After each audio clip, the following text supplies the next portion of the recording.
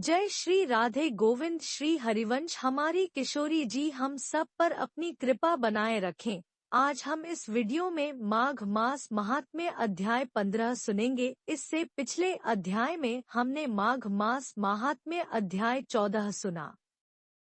तो पहले भगवान श्री गणेश जी अपने गुरुदेव और अपने ईष्ट के श्री चरणों का वंदन करते हुए आज का 12वां अध्याय शुरू करते हैं। पिशाच रूपी ब्राह्मण पुत्र अग्निप के पिता वेदनिधि ब्राह्मण ने जब लोमेश ऋषि से उनके पिशाच रूपी पुत्र तथा पिशाचिनी रूपी गंधर्व कन्याओं की श्राप से मुक्ति के लिए प्रार्थना की तो लोमश ऋषि कहने लगे कि यदि यह सब मेरे साथ नियम पूर्वक माघ स्नान करें तो यह श्राप से छूट जाएंगे। शुभ तीर्थ में माघ स्नान करने से शाप का फल नष्ट हो जाता है।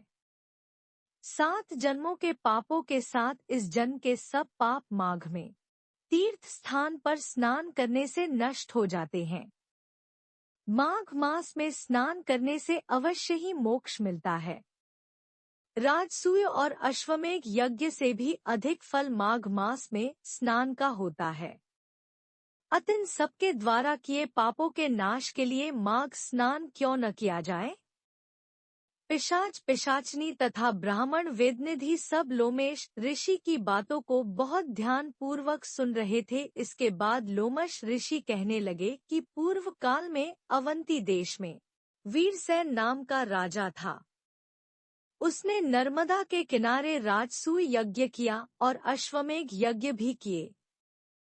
इन यज्ञों में यज्ञशाला के खंभे सोने के बनाए गए।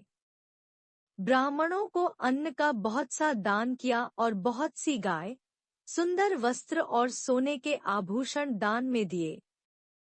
वह राजा देवताओं का भक्त और बहुत दान करने वाला था। उसी के राज्य में भद्रक नाम का एक ब्राह्मण जो अत्यंत मूर्ख, कुलहीन, कृषि कार्य करने वाला, दुराचारी तथा अधर्मी था। वह भाई बंधुओं का त्यागा हुआ इधर उधर घूमता हुआ देव यात्रियों के साथ प्रयाग में आया और माघ में उनके साथ 3 दिन तक स्नान किया। वह 3 दिन में ही निष्पाप हो गया। फिर वह अपने घर चला गया। देवयोग से वो भद्रक नाम का ब्राह्मण और वीरसेन राजा दोनों एक ही दिन मृत्यु को प्राप्त हुए। इसके बाद एक समय मैंने इन दोनों को एक साथ इंद्रलोक में देखा। तेज, रूप, बल, स्त्री, वस्त्र और आभूषणों में दोनों समान थे। मैंने अपनी दिव्य दृष्टि से उन दोनों के कर्मों को देखा तो माघ स्नान के महत्व को भली भांति समझ गया। ऐसे में माघ स्नान और उसके महात्म्य को क्या कहा जाए। राजसूय यज्ञ करने वाला स्वर्ग का सुख भोग कर अपने पुण्य कर्म खत्म होने पर फिर जन्म लेता है, परंतु संगम में माघ स्नान करने वाला जन्म मरण से रहित हो जाता है। गंगा और यमुना के संगम की हवा के स्पर्श से ही बहुत से दुख नष्ट हो जाते हैं। अधिक क्या कहें, और किसी भी तीर्थ में किए गए पाप माघ मास में प्रयाग में स्नान करने से नष्ट हो जाते हैं। इसके बाद ऋषि लोमेश ब्राह्मण वेदनिधि से बोले, अब मैं तुम्हें पिशाच मोचन नाम का एक पुराना इतिहास सुनाता हूँ। इस इतिहास को ये कन्याएं और तुम्हारा पुत्र भी सुने, उससे इनको स्मृति प्राप्त होगी। पुराने समय में देवद्युति नाम का बड़ा गंभीर और वेदों का पारंगत एक वैष्णव ब्राह्मण था। उसने पिशाच को निर्मुक्त किया था। ये सुनकर ब्राह्मण वेदनिधि पूछने लगे, हे ऋषिवर, कृपया कहे कि वह देवद्युति कहाँ का रहने वाला और किसका पुत्र था। उसने किस पिशाच को निर्मुक्त किया। आप विस्तार पूर्वक यह सब कथा सुनाइए। ये सुन लोमश ऋषि मुस्कुराते हुए बोले, हे ब्राह्मण श्रेष्ठ, ध्यान से सुनो। किल्पज्ञ से निकली हुई सुंदर सरस्वती के किनारे पर उस ब्राह्मण देवद्युति का स्थान था। जंगल के बीच में पुण्य जल वाली सरस्वती बहती थी। वन में अनेक प्रकार के पशु भी विचरते थे। उस ब्राह्मण के श्राप के भय से पवन भी बहुत सुंदर चलती थी और वन चैत्र रथ के समान था। उस जगह वो धर्मात्मा देवद्युति रहता था।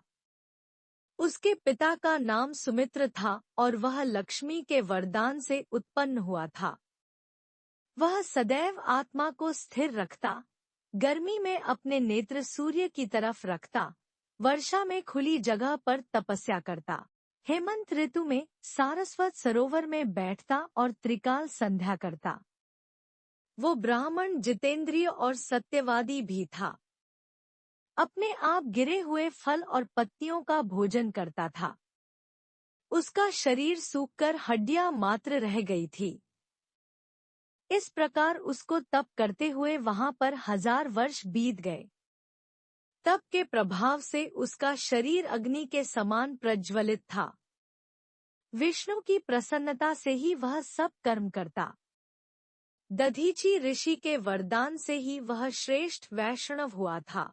एक समय उस ब्राह्मण ने वैशाख महीने की एकादशी को हरि की पूजा कर उनकी सुंदर स्तुति तथा विनती करी। उसकी विनती सुनकर भगवान उसी समय गरुड़ पर चढ़कर उसके पास आए। चतुर्भुज रूप, विशाल नेत्र, मेघ जैसा स्वरूप, भगवान को स्पष्ट देखकर प्रसन्नता के मारे उसकी आंखों में आंसू भर आए और कृतकृत्य होकर उसने भगवान को प्रणाम किया। उसने अपने शरीर को भी याद न रखा और भगवान के ध्यान में लीन हो गया। तब भगवान ने कहा कि हे देवद्युति, मैं जानता हूँ कि तुम मेरे परम भक्त हो। मैं तुमसे अति प्रसन्न हूँ, तुम वर मांगो। इस प्रकार भगवान के वचन सुनकर प्रेम के मारे लड़खड़ाती हुई वाणी में कहने लगा कि हे देवाधिदेव, अपनी माया से शरीर धारण करने वाले आपका दर्शन देवताओं को भी दुर्लभ है। अब आपका दर्शन भी हो गया, मुझको और क्या चाहिए? मैं सदैव आपकी भक्ति में लगा रहूं। भगवान उसके वचन सुनकर कहने लगे कि ऐसा ही होगा। तुम्हारे तप में कोई बाधा नहीं पड़ेगी। तुम्हारे इस स्तोत्र को सुनकर मैं बहुत प्रसन्न हुआ। जो मनुष्य तुम्हारे कहे गए इस स्तोत्र को पढ़ेगा सुनेगा, उसकी मुझ में अचल भक्ति होगी और उसकी ज्ञान में परम निष्ठा होगी। 15वां अध्याय समाप्त। इसके आगे का वृत्तांत हम अगले वीडियो में सुनेंगे। तो आज का वीडियो यही तक। अगले वीडियो में फिर मिलेंगे, तब तक के लिए आप सबको प्रेम भरी